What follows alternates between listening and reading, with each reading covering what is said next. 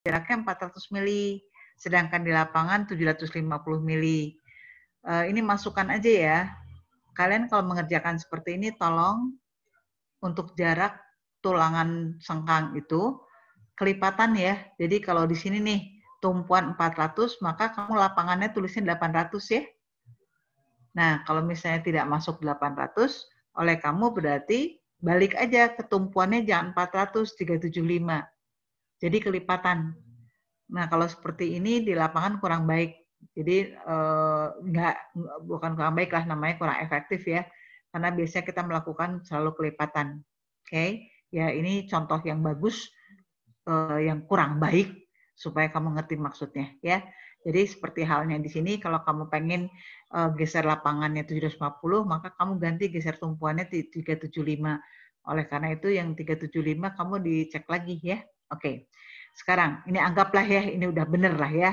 Di tumpuan 400 jaraknya, di lapangan 750 ya. Nah, udah gitu di sini dia ada jarak tulangan transversal.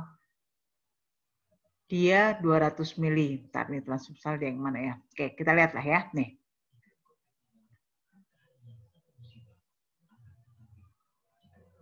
Sebentar.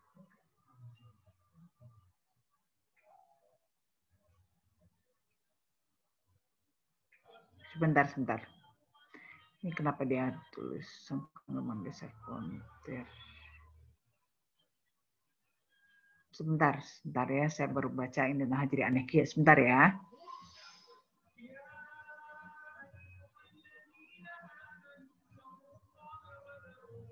Oh, oke. Jadi saya salah. Dengerin. Itu dia tulisannya jarak tulangan transversal, bukan maksudnya adalah transversal itu sama tulangan sengkang juga, tapi akibat torsi. Ya, coba tuh siapa Trina kamu tulis di situ jarak tulangan transversal dalam kurung torsi. Ya. Nah, torsi. Karena yang di atas kan tadi akibat geser. Sekarang akibat torsi. Sampai bingung saya naon maksudnya tadi. Oke ya, yuk. Nah, jadi gini. Nah, jadi sekarang jadi sekali lagi dari geser untuk menahan kekuatan geser dia ada di tumpuan 400 di lapangan 750. Sedangkan berdasarkan hasil perhitungan untuk kekuatan torsi dia 200 mili. 200 mili itu nggak ada tumpuan lapangan, tapi semua sama, sepanjang bentang. Torsinya jaraknya 200 mili. Nah, sekarang kita bingung, itu kumahanya ada tulangan geser, ada tulangan torsi. Nah, gimana nih pelaksanaan di lapangannya? Nah, kita hitung secara kumulatif. Nah, seperti halnya di bawah ya. Dia bilang jarak sengkang gabungan geser dan torsi pada tumpuan. Jadi, perhitungannya 1 per S sama dengan 1 per SV, yaitu 1 per tulangan geser, ditambah 1 per tulangan torsi. Nah, SV-nya sendiri kita tahu tadi 400, ST-nya sendiri 200. Nah, itu pakai matematik sampai akhirnya kita ketemu S-nya adalah 133,33 mili. Oke, nah sekarang yang lapangan, masukkan SV yang lapangan. Jangan diturunin dulu, siapa namanya Trina? Oke, nah yang di lapangan kan SV-nya 750. Jadi 1 per 750 dan torsinya sendiri 200. Jadi tambah 1 per 200. Maka untuk di lapangan jarak sengkangnya akhirnya 157,9 mm. Namun demikian kan kita nggak mungkin kenyataannya masangnya seperti itu. Jadi harus kita pembulatkan. Oleh karena itu di soal ini dia bulatkan. Jarak sengkang di tumpuan dia pasang 100, di lapangan pasang 150. Oke? Nah, sampai sini ada pertanyaan? Nah, atau tadi dari awal saya menyatakan ya bahwa oh tadi kalau tumpuan dia 400 sebenarnya harusnya lapangannya double dong jadi 800 gitulah ya. Nah, tapi kalau enggak kekeh kamu pengen 750, Waalaikumsalam. SV-nya kamu jadi 375 gitu ya. Nah, namun kalau mau tetap begini juga nggak apa-apa. Karena apa? Nanti kita akan pembulatan lagi di bawah seperti hal yang barusan di bawah. Nih, padahal kan dia di tumpuan 133,33, dia bulatkan jadi jaraknya 100. Di lapangan yang harusnya 157 dibulatkan jadi 150. Nah, jadi artinya di sini juga ada pembulatan. Jadi kalau tadi kamu berubah, ntar di bawah rubah lagi. Namun terserah, ini istilah saya jam terbang kamu lah ya, kamu nyaman yang belah mana. Ya, ini kira-kira seperti itu. Sampai sini ada pertanyaan? Ibu izin bertanya, Bu. Uh-huh. Sidar dulu. Trina dulu aja. Ya udah. Kan ini Bu, kalau misalnya kan Trina tuh nemunya 800 di tulangan tumpuannya. Nah, terus di lapangannya itu kan tidak membutuhkan sengkangnya, Bu. Karena si VS-nya itu negatif.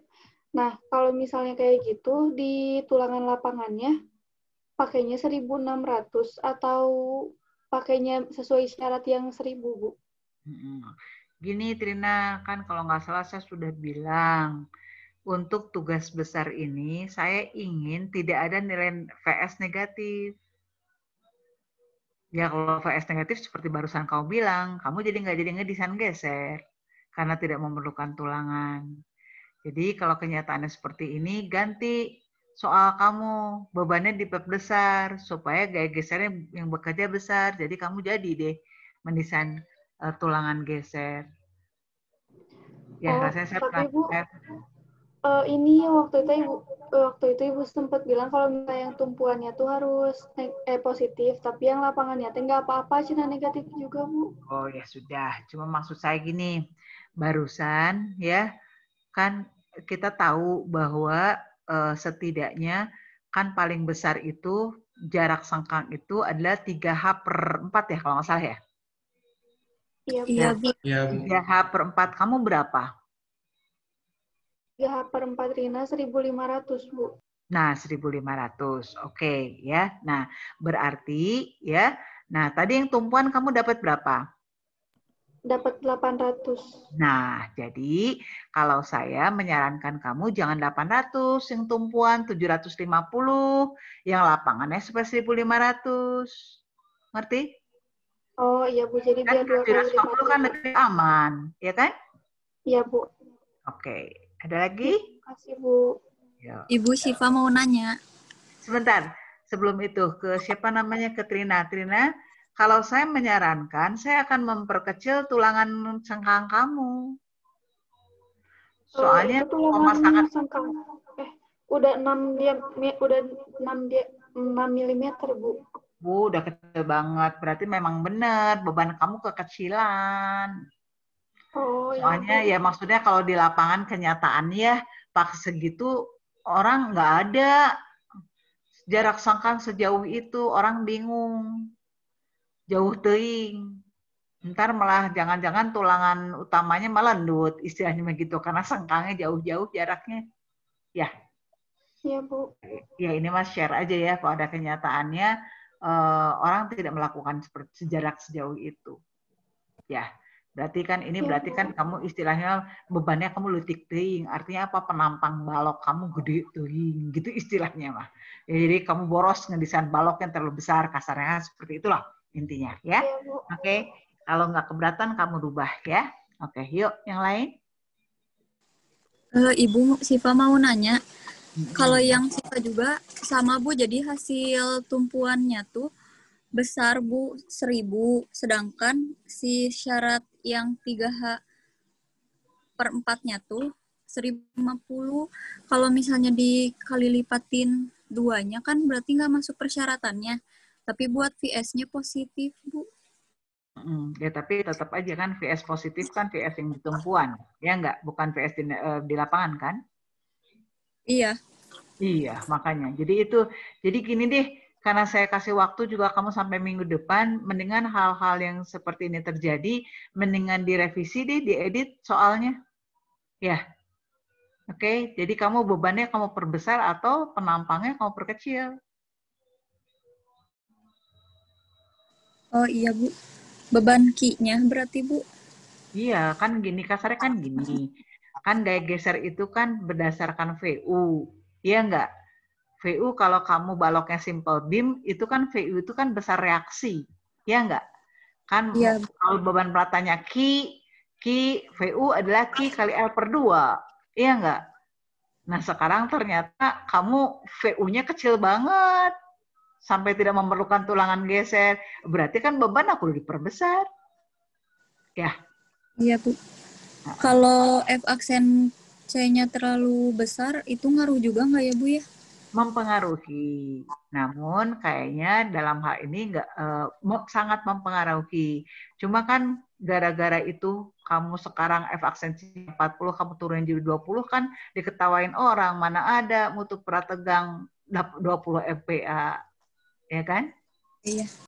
Oke. Nah, Ibu itu, tapi kalau bebannya diperbesar teh jadinya mempengaruhi ketegangannya Bu, jadi tidak memenuhi syarat. Gimana Bu? oh, tegangannya malah nggak memenuhi syarat. Udah coba? Iya Bu.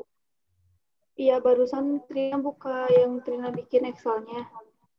Terus jadi si tegangannya tuh yang FC-nya jadi positif, kan harusnya negatif ya Bu. Jadi ginilah ya, kita kan sama-sama tahu nih parameternya kan banyak, nggak hanya dimensi, nggak hanya mutu beton, nggak hanya pembebanan. Oke, ya. Jadi sok oleh kamu dicoba gimana supaya semua memenuhi syarat. Oke? Ya Bu. Yang lain gimana? Yang lain semua baik-baik saja? Sukses? Mengerjakannya? Saya sama kayak Trina, Bu, masalahnya. Oke. Saya juga sama, Bu. Saya juga sama, Bu.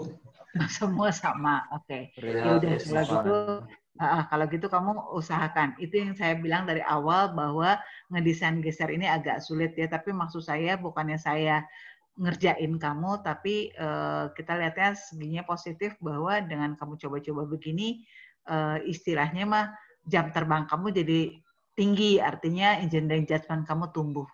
Ya, jadi dengan demikian kamu tahu, oh ternyata logikanya tuh pembebanan sama geser dengan penampang itu seperti apa. Ya, oke. Ya karena seperti saya bilang kenyataannya nggak mungkin ada songkang jaraknya 1000 mili gitu lah. Ya. Sebentar. Ya. Iya, Bu. Halo. Makasih, Bu. Ya, sama-sama. Pak Andri, hapunten, saya lagi ngajar dulu bentar, nanti saya telepon ya. Ya, mohon. Ya. Oke. Ya, ada lagi? Oke.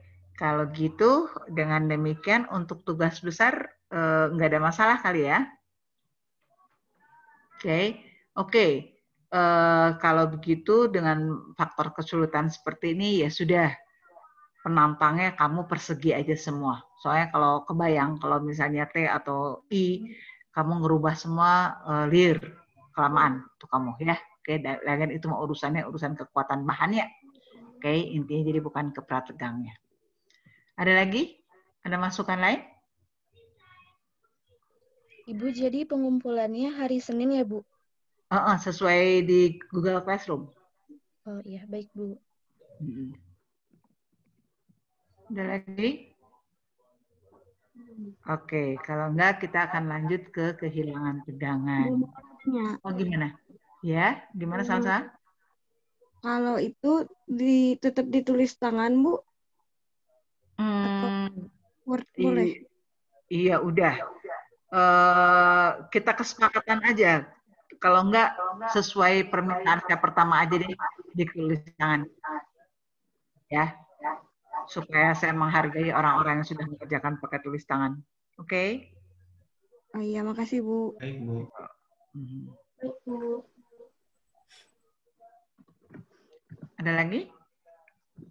Oke, kalau tidak ada, kita beralih ke kehilangan tegangan. Yuk, Trina bisa share fotonya yang itu.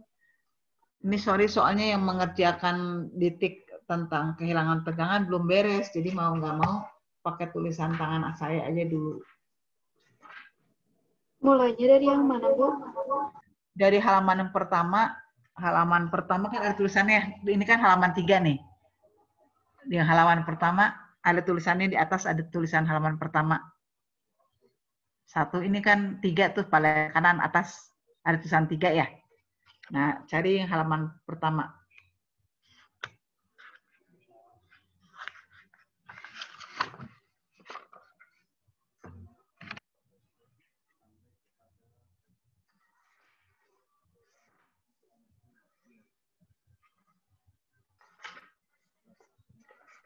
Nggak ada yang tulisannya angka 1, Bu.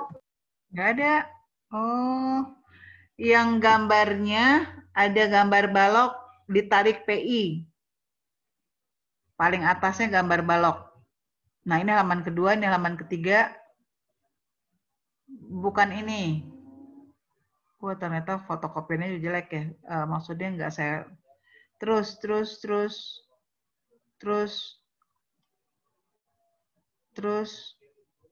Oh, malah yang pertamanya nggak ada. Cuma ada segitu, Bu. Oh, yang pertamanya nggak ada. Berarti saya harus foto dulu ya. Saya harus share dulu ya. Sebentar.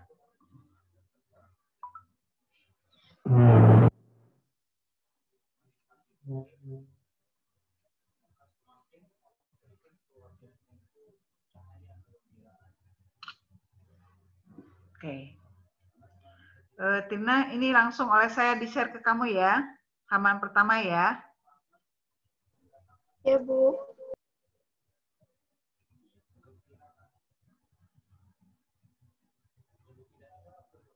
Ini halaman pertamanya.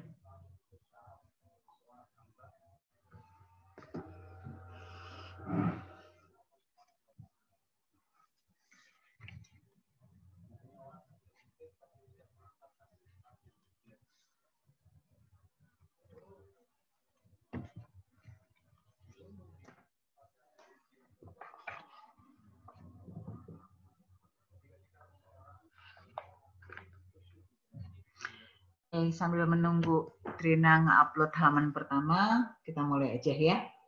Kita, apa itu kehilangan tegangan? Kehilangan tegangan adalah berkurangnya gaya yang bekerja pada tendon dalam tahap-tahap pembebanan. Di dalam suatu sistem struktur beton prategang selalu terdapat kehilangan gaya prategang, baik akibat sistem penegangan maupun akibat pengaruh waktu. Ya, nah jadi ada dua. Jadi kalau yang secara langsung, yang langsung seketika terjadi, itu kita bilang kehilangan tegangan yang secara langsung atau immediate losses. Dan yang kedua adalah kehilangan tegangan yang tergantung dengan waktu atau time dependent losses. Artinya kalau kehilangan tegangan langsung itu dia kejadiannya terjadi langsung sesaat kita melakukan penarikan tendon, ya. Nah, contohnya adalah saat kita menarik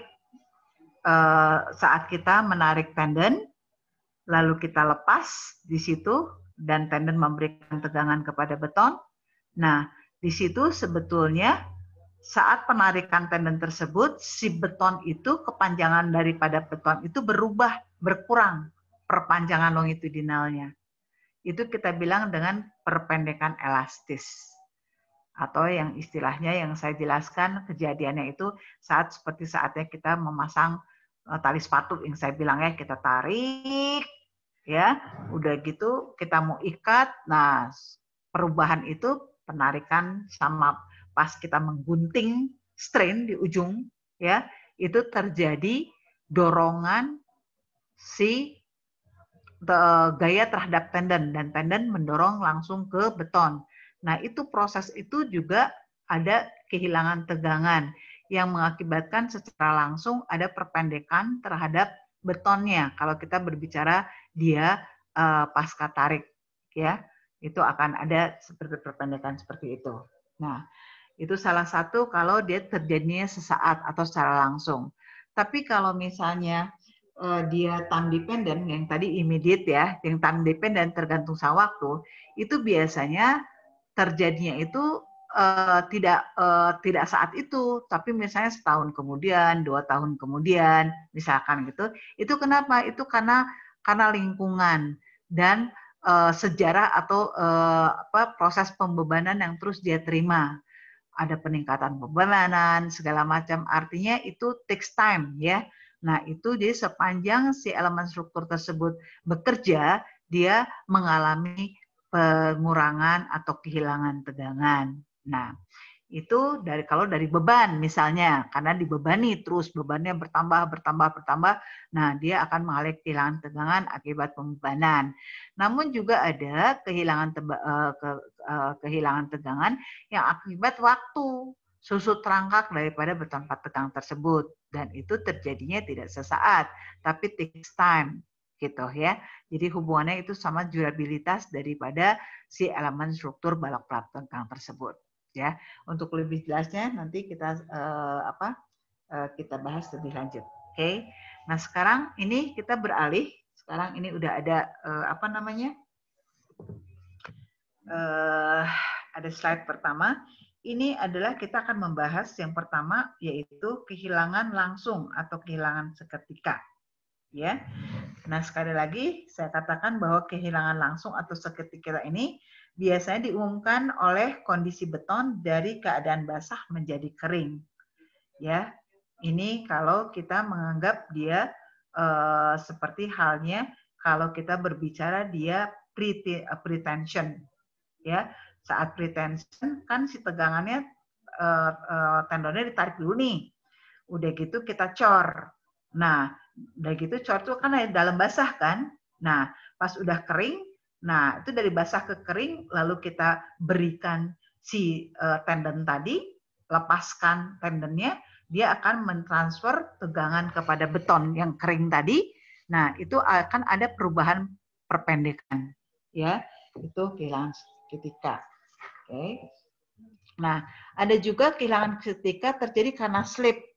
Ya, slip misalnya slip antara si tendon sama selongsong atau duct. Itu misalnya pada apa? Misalnya itu terjadi pada pasca tarik atau pada post tension, ya.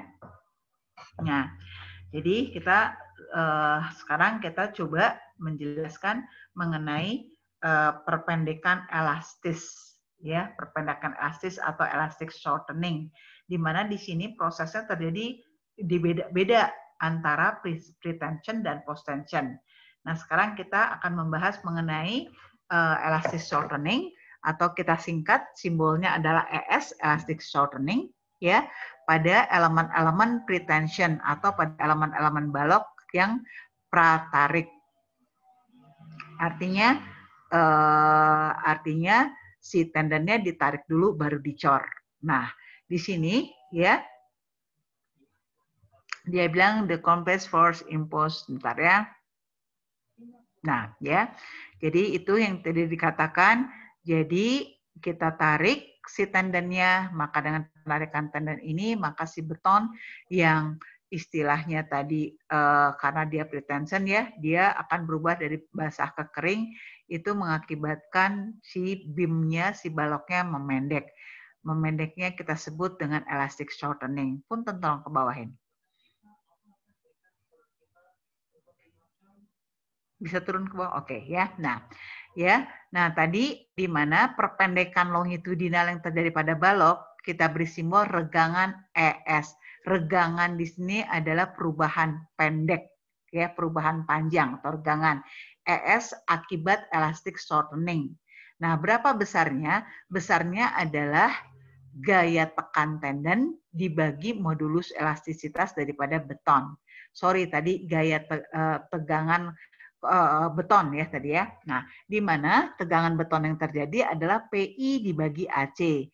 Kenapa PI? Karena terjadinya adalah gaya tariknya gaya tarik inisial, bukan tarik efektif karena sesaat setelah pengecoran atau ya.